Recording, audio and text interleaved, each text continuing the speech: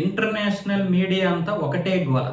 Bharat America యొక్క వాణిజ్యం deal ఆగిపోయింది. డీల్ జరగడం లేదు.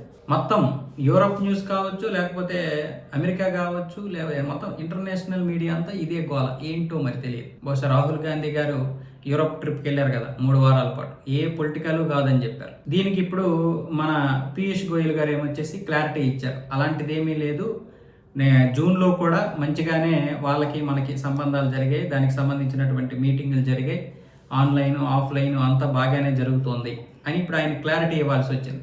అమెరికాతో డీల్ ఆగిపోయింది అనేది ఒక కుట్ర. అంటే వాటి జరగడం జరగకపోవడం తర్వాత సంగతి.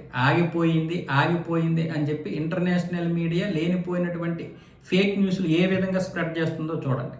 అంటే మొత్తం, అంటే చాలామంది అంటారు కదా, ఇక్కడ కూర్చొని సోషల్ మీడియాలో ఒక్కొక్కడు ఒక్కొక్క విధంగా చెప్పేస్తుంటారు అని చెప్పి. మరి ఈరోజు ఇంటర్నేషనల్ మీడియాకి ఏమైంది?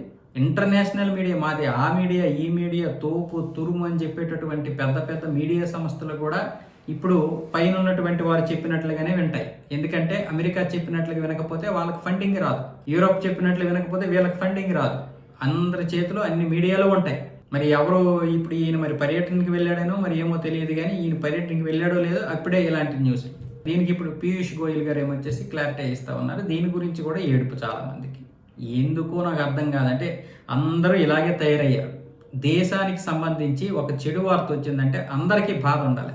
అది రాజకీయంగా ఎప్పుడు వాడుకోవాలో అప్పుడు వాడుకోవచ్చు, తప్పేం లేదు. మీరు నిజంగా బీజేపీ ప్రభుత్వం అందరికీ నచ్చాలని ఏం లేదు. మోదీని, అమిత్ షాని అందరినీ విమర్శించండి, కానీ మన దేశానికి వచ్చేసరికి మనందరం ఒక్కటవ్వాలి.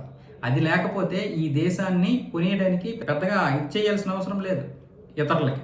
ఈ దేశం అంటే నాకు ప్రేమ లేదు, ఈ దేశం ఎలాగైపోతుంది నాకేంటి అని డైరెక్ట్గా పబ్లిక్గానే స్టేట్మెంట్లు ఇస్తున్నటువంటి పరిస్థితులు మనం చూస్తున్నాం. అలాంటి వాళ్ళని కొనడానికి ఎంతసేపు